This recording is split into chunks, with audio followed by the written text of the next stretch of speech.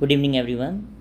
I'm Jatin Dixit, your social science teacher, and today we are going to solve the MCQs of class 10th social science. So, question number 1 is read the given data in the table and find out the average monthly income of a country A. Choose the correct option. Means हमें ये table study करनी है, ठीक है, और हमें इसमें country ए की एवरेज मंथली इनकम बतानी है, right. So monthly income of the citizens of 2 countries in rupees. 2 countries की मंथली इनकम सिटीजन्स की दी गई है. सिटीजन्स हैं सिटीजन 1, 2, 3, 4, 5, दोनों में 5 सिटीजन्स हैं बेटा.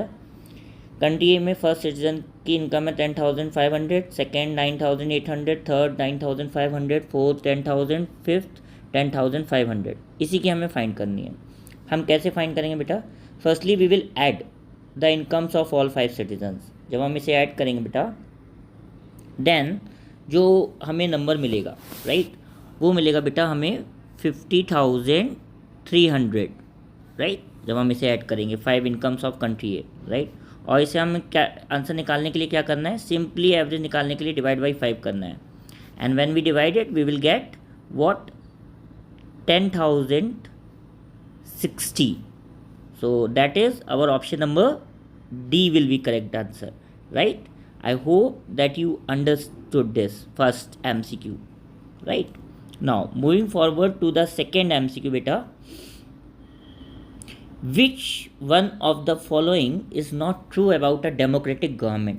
Democratic government के लिए इनमें से कौन सी स्टेटमेंट सही नहीं है? ए है बेटा, democratic government is a legitimate government. It is a correct statement. एक डेमोक्रेटिक गवर्नमेंट लेजिटिमेट गवर्नमेंट होती है, ठीक है. Means it is highly acceptable irrespective of any flaws that is has, right. Second है बेटा, democratic government is a responsive government. Democratic government responsive government भी होती है, रेस्पॉन्सिबल होती है सिटीजन्स के लिए. सी है बेटा, democratic government is the people's own government. Democratic government people की अपनी गवर्नमेंट होती है, ये भी सही है स्टेटमेंट. डी है, it does not allow room to correct mistakes. क्या डेमोक्रेसी हमें रूम अलाउ नहीं करती है अपनी गलती सुधारने के लिए? It is wrong. Democracy allows the room to correct mistake. It is also the one of the features of democratic type of government. That's why इस सेकेंड क्वेश्चन का आंसर क्या होगा बेटा? It will be option number D, correct. Now moving forward to our third question. There are 2 statements marked as assertion and reason. 2 statement दी गई हैं as assertion and reason, ठीक है. read the both statement and choose the correct answer. हमें दोनों statement पढ़नी है और करेक्ट आंसर चूज़ करना है, राइट. असर्शन कह दिया बेटा, India has a multi party system. India के पास मल्टी पार्टी सिस्टम है, ये सही है. इंडिया में कई सारी गवर्नमेंट है. मल्टी पार्टी सिस्टम क्या होता है? जिस भी कंट्री में more than 1 form of party system होता है, वहाँ पे उस टाइप ऑफ सिस्टम को क्या कहते हैं? Multi party system. इंडिया में कौन कौन सी पार्टीज़ हैं? कई सारी. अगर मैं नाम लूँ, बीजेपी है, कांग्रेस है, आम आदमी पार्टी है, समाजवादी पार्टी है, तृणमूल कांग्रेस है, राइट. तो इंडिया में कैसा सिस्टम है बेटा? मल्टी पार्टी सिस्टम है. रीज़न क्या दिया है बेटा? Reason is given, it is because of the social and geographical diversities in India. ये इसलिए है इंडिया में क्योंकि इंडिया में बहुत ज़्यादा सोशल और जोग्राफिकल बेसिस पे, सामाजिक और भौगोलिक स्तर पे बहुत ज़्यादा डाइवर्सिटीज़ है. ये तो सही है कि हमारे लोग बहुत ज़्यादा सोशली भी डिफरेंट हैं, डाइवर्सिटी है, और बहुत ज़्यादा जोग्राफिकल भी हमारे रीजन्स बहुत अलग हैं. अगर आप देखो नॉर्थ ईस्ट को और नॉर्थ वेस्ट को, they are totally different places on geographical basis, right. So both the statements are true and the reason is the correct explanation of A. So what will be the correct answer of question number 3? It will be option number A. Both assertion and reason are true and reason is the correct explanation of A. Now moving forward to our fourth question beta. Which one of the following statements is not true? कुछ statements दी गई है नीचे. We have to tell which one of the following statement is not correct. A statement है बेटा, the constitution prohibits discrimination on the grounds of religion. ठीक है, कि जो कॉन्स्टिट्यूशन है वो किसी भी तरीके के भेदभाव को प्रोहिबिट करती है, जो भी धर्म से रिलेटेड अगर डिस्क्रिमिनेशन हो, ठीक है. तो ये स्टेटमेंट क्या है? सही है कि गलत है? It is correct.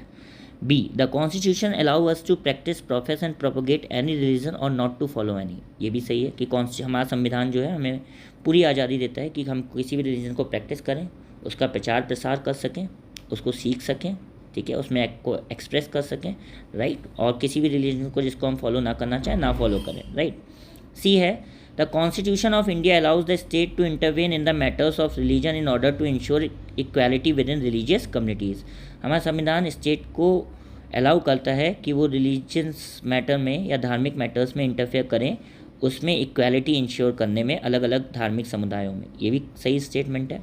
डी है बेटा, as per constitution religion can never be separated from politics. As per constitution religion can never be separated from politics. This statement is not true, क्योंकि कॉन्स्टिट्यूशन कहता है कि रिलीजन को separate किया जा सकता है पॉलिटिक्स से, और हमारा संविधान कहता है कि state will not interfere in the religious matters, right. तो इसमें से कौन सी स्टेटमेंट सही नहीं है? D, statement number, option number D, correct. Now moving forward to the fifth question बेटा। फिफ्थ क्वेश्चन है which one of the following options prove that India is a quasi federal state. कि कौन सी statement prove करती है कि India कैसा state है? क्वासी फेडरल है, ठीक है। अब क्वासी फेडरल का मतलब होता है more than one level of government, right, ठीक है। सो फर्स्ट पॉइंट है बेटा more powers with centre, centre के पास ज़्यादा पावर्स हैं। Residuary subjects with centre, second point. Third है equal subjects with centre and state. Fourth है currency and railways with centre, ठीक है। अब इसमें से कौन सी पॉइंट सही है बेटा? ठीक है, हमारा फर्स्ट पॉइंट सही है, हमारे इंडिया में ज़्यादा पावर सेंट्रल गवर्नमेंट के पास है, it is correct. Second point residuary subjects with centre, residuary subjects पे सेंटर बनाता है, it is correct. Equal subjects with centre and state, क्या इक्वल सब्जेक्ट्स हैं? नहीं, सेंटर के पास ज़्यादा सब्जेक्ट्स हैं, अप्रॉक्स 100, एंड स्टेट्स के पास कम सब्जेक्ट्स हैं, लेस देन 70, राइट। सो अब सब्जेक्ट्स तो इक्वल नहीं है, तो means third point will not be there. Fourth है बेटा currency and railway with centre, मतलब करेंसी और जो रेलवे सब्जेक्ट आते हैं उस पर कौन बनाता है? Central government makes the laws. तो इसका ऑप्शन क्या होगा बेटा? Option number B will be the correct answer, that is first, second and fourth, right. Now moving forward to the sixth question बेटा। Which one of the following languages was declared as the official language of Sri Lanka by an act passed in 1956? ये तो बहुत simple है, A Tamil, B Sinhala, C Hindi, D English. क्या होगा? It is Sinhala, B. Seven question है बेटा mention the main reason for land degradation in states like Jharkhand, Chhattisgarh and Orissa. इन तीनों स्टेट्स में लैंड डिग्रेडेशन मतलब ज़मीन जो डिग्रेड होती जा रही है, दिन बाई दिन ज़मीन की जो फर्टिलिटी कम होती जा रही है, इसके लिए कौन सा मेजर रीज़न रिस्पॉन्सिबल है? ऑप्शन नंबर ए बेटा दिया है over grazing, option number B दिया है माइनिंग, ऑप्शन नंबर सी दिया है over irrigation, option number D दिया है mineral processing. So the answer is option number B, mining, ठीक है, क्योंकि बहुत ज़्यादा फॉरेस्ट एरियाज़ हैं इन तीनों स्टेट्स में, ये भी आपको पता होना चाहिए। तो माइनिंग एक्टिविटीज़ चलती रहती हैं to get the minerals and resources, so this is the reason. Next 8 question है बेटा when was the wild life protection act implemented? It is very simple question, again it is factual based. Option A है 1972, option B 1978, option C 1980, option D 1985। What will be the answer? It's option number E, 1972, right. Now 9th question बेटा choose the correct matched pair. हमें correct matched pair choose करना है। यहाँ पे हमें option में कुछ टाइप्स ऑफ फार्मिंग दी गई हैं और उसकी एक्सप्लेनेशन दी गई है, ठीक है, और हमें करेक्ट पेयर मैच करना है, right. Primitive subsistence farming practice on a large patches of land, wrong. जो प्रिमिटिव सब्सिस्टेंस फार्मिंग है वो हमेशा स्मॉल पैचेस ऑफ लैंड पे प्रैक्टिस होती है, right. B intensive subsistence farming, intensive subsistence farming single crop production farming. क्या सिर्फ single crop होती है इंटेंसिव में? नहीं, क्योंकि पॉपुलेशन ज़्यादा होती है और ज़्यादा पॉपुलेशन को फीड करने के लिए कई बार क्रॉप्स या कई सारी क्रॉप्स की जाती है in a particular year in production for farming, right. C commercial farming use of higher doses of modern inputs, हाँ ये तो सही है, कॉमर्शियल फार्मिंग में हम HYB सीड्स, फर्टिलाइजर्स, पेस्टिसाइड्स और higher doses of modern inputs तो यूज़ करते हैं। D, plantation farming practice on small patches, no not at all. Plantation farming में तो हम लार्ज फील्ड्स में प्रैक्टिस करते हैं और रोज़ में लगाते हैं एक single plantation crop, like coffee हो गया, टी हो गया, राइट। तो what will be the correct answer बेटा? It will be option number C, correct. Now moving forward to our 10th question बेटा, which one of the following is not true about the female allegory of France. अब हम जानते हैं कि हमें chapter number 1 the rise of nationalism in Europe में female figures मिले हैं, ठीक है, जिसमें हमें जो नेशन है उसे फीमेल फिगर से डिपिक्ट किया गया था, चाहे वो फ्रांस का हो, उसके बाद जर्मनी का भी था। तो फ्रांस का जो फीमेल एलिगोरी थी उसका नाम क्या था बेटा? मैरियन, ठीक है। तो हमें ये बताना है कि मैरियन के बारे में इसमें से क्या गलत चीज़ है, राइट। सो हम पढ़ते हैं ऑप्शंस। ऑप्शन नंबर ए बेटा दिया है शी वॉज नेम्ड मैरियन, ठीक है। अब जो फ्रांस में जो मैरियन थी या फीमेल एलिगोरी थी उसका नाम मैरियन था, ये तो हमें पता है, तो it is correct answer. Statement A is correct. B, she took part in the French Revolution, ठीक है। अब मैरियन एक फीमेल फिगर था या एलिगोरी थी, ठीक है। अब क्या वो पार्ट ले सकती है फ्रेंच रेवोल्यूशन में? अभी डाउट है, ठीक है। C, she was a symbol of national unity, ये सही है, फीमेल फिगर या एलिगोरी को नेशनल यूनिटी का सिंबल बताया गया था मैरियन को।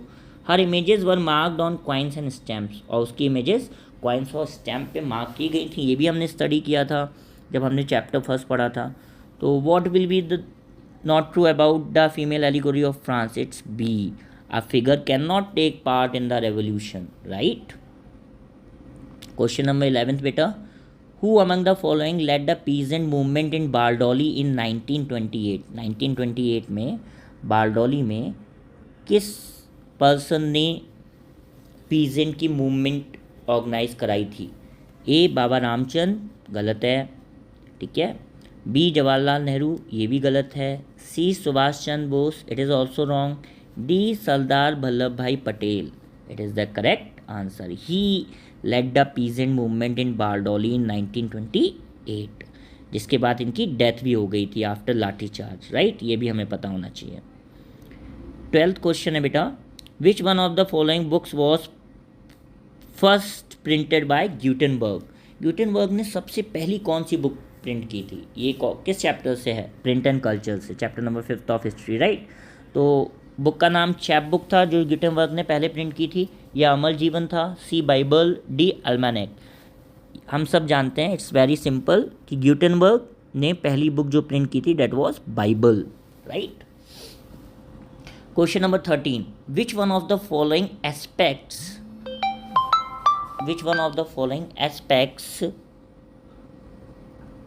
Was the base of Bretton Woods system? इसमें से जो कौन सा एस्पेक्ट था जो कि बेस था ब्रिटेन वुड सिस्टम का? बेटा this question is from chapter number 4 of history, ठीक है, and it is deleted from the syllabus, so we need not to concentrate on it. Although अगर मैं आपको इसका आंसर बताऊं, the answer will be C, economic system, but as it is not in the syllabus we need not to focus on it, right.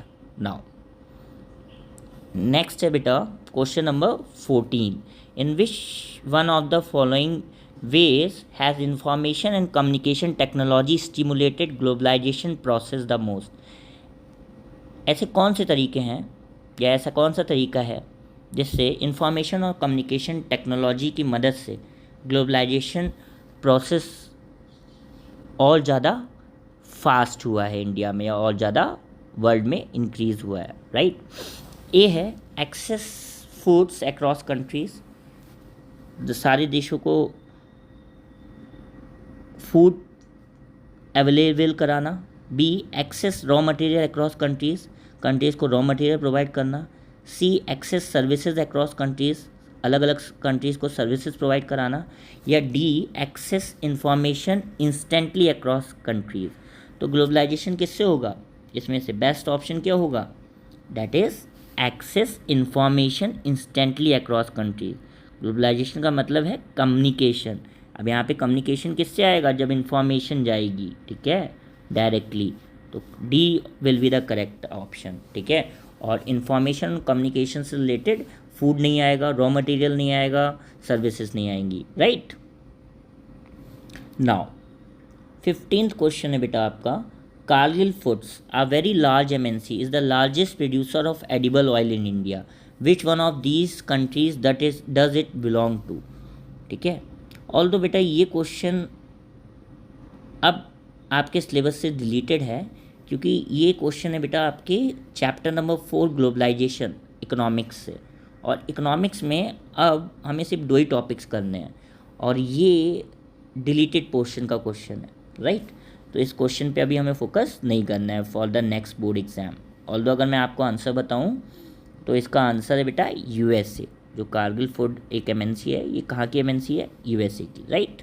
Now moving ahead to the 16 question बेटा, which among the following organisation issues the currency notes in India. कौन सी organisation India में जो हमें currency notes issue करती है, ठीक है। बहुत सिंपल क्वेश्चन है मनी एंड क्रेडिट से। A the central government of India, wrong. B the Niti Aayog, again it is wrong. C the finance ministry, wrong. What will be the answer, yes the reserve bank of India, D, option number D. Now 17th question है बेटा, A is a worker in a garment industry. A is a worker in a garment industry of Jaipur, Jaipur में। He gets facilities like health insurance, provident fund, medical leave, etc. In which of the following sectors is A working? मतलब एक व्यक्ति है, A is a person या worker है, right.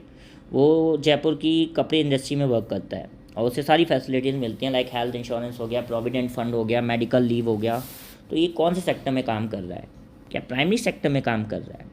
अब primary sector तो आप जानते हो एग्रीकल्चर सेक्टर से रिलेटेड है, तो इसमें तो नहीं कर रहा होगा, ऑब्वियस सी बात है। नॉन गवर्नमेंटल सेक्टर में बात कर रहा है, ऐसा सेक्टर ही नहीं होता है, हमने पढ़ा ही नहीं अपने सिलेबस में non governmental sector type something like that, right. Public और प्राइवेट सेक्टर होता है ना। C organise sector, yes it is. तो ये किस में वर्क कर रहा है बेटा, ऑर्गेनाइज सेक्टर में वर्क कर रहा है। अनऑर्गेनाइज सेक्टर में, yes it is again wrong. A, क्योंकि अनऑर्गेनाइज सेक्टर में क्या ये फैसिलिटीज़ मिलती हैं, health insurance, provident fund, medical leave, नहीं, ये सारी फैसिलिटीज़ किस में मिलती हैं, जब कोई व्यक्ति ऑर्गेनाइज सेक्टर में वर्क करता है। So option number C is the correct answer of question number 17, right. Now question number 18, table दी गई है बेटा हमें। Study the data given below in the table and answer the question by selecting the correct option. Data study करना है table का और फिर हमें करेक्ट ऑप्शन बताना है। Which is the most important sector that provides maximum jobs to the people. कौन सा सेक्टर है जो मैक्सिमम जॉब प्रोवाइड कर रहा है, राइट। अब अगर हम देखें तो अगर हम नंबर्स प्राइमरी सेक्टर के देखें, सेकेंडरी सेक्टर्स के देखें और टर्शरी सेक्टर के देखें और टोटल कर दें, तो टोटल हमें यहाँ से ही दिख रहा है बेटा कि प्राइमरी सेक्टर की 232 जॉब्स हैं। समझ में आया। अब ये मिलियन में है डेटा, पर अभी हम 232 ही गिनेंगे, राइट। इससे कम कौन सा है, टर्शरी 128 जॉब्स। उससे कम क्या है, सेकेंडरी 115 जॉब्स। तो एक तो क्लियर हो गया प्राइमरी सेक्टर, तो आंसर या तो ए हो सकता है ऑप्शन में या डी हो सकता है, ये तो क्लियर है ना। हाँ, देन क्योंकि देखिए प्राइमरी सेक्टर में 232 है, बाकी ये दोनों कम हैं, ठीक है, तो ये दोनों हो नहीं सकते, right. So try to understand, ये दोनों अपने वैसे ही कैंसिल हो गए, तो प्राइमरी सेक्टर तो कंफर्म है। अब ऑप्शन या तो ए है या डी है। नाउ लिखा गया है ऑप्शंस में, primary sector specially organise sector. Primary sector में सच में क्या ऑर्गेनाइज सेक्टर में है, ऑर्गेनाइज सेक्टर में तो सिर्फ बेटा 1 है। Primary sector specially unorganise sector, yes. So what will be the correct answer, D, correct, got it. Now moving forward to our 19th question बेटा, select which among the following can not be purchase through money. अब हमें select करना है बेटा कि इसमें से क्या चीज़ है जो हम मनी से नहीं खरीद सकते हैं। टिपिकल है, सोचिए सोचिए। और पॉइंट 1 है बेटा, full protection from infectious disease. Oh my God, क्या आप पूरी तरीके से खुद को प्रोटेक्ट कर सकते हैं इन्फेक्शियस डिसीज़ से, क्या ये खरीद सकते हैं मनी से। Think over it. सेकेंड, आप पॉल्यूशन फ्री एटमॉस्फेयर, क्या आप पॉल्यूशन फ्री एटमॉस्फेयर खरीद सकते हैं रुपये से? Again it is a doubt. Third, high quality education, ये तो अफोर्ड कर ही सकते हैं, जेब में पैसा हो तो कितनी भी quality education you can. A luxury home, yes you can afford it, but question में क्या है, what you can not, so the answer will be option number D, first and second. Why? You cannot purchase a pollution free environment by money and you cannot get full protection from infectious disease if you have a lot of money। ठीक है, उससे आपको hygienic रहना पड़ेगा, ठीक है, साफ़ सफाई रखनी पड़ेगी, ध्यान देना पड़ेगा और अपनी हेल्थ का भी ध्यान देना पड़ेगा, राइट। लास्ट क्वेश्चन है बेटा, that is 20th question and we are about to finish this paper of 20 MCQs। So, what percentage of the population of Belgium lives in the Flemish region? Again, it is fact-based question. A 40%, B 80%, C 59%, D 70%. So, what will be the correct answer, beta? It's D, 59%. I hope that you all have understood the explanation and the answers along with the questions that I have discussed of this paper with you. Please do watch this video full to get the better understanding about all the MCQs that we have solved. Please share this video with your friends and do like, share and subscribe my channel. Till then, wait for the next video. Till then, have a very good day everyone.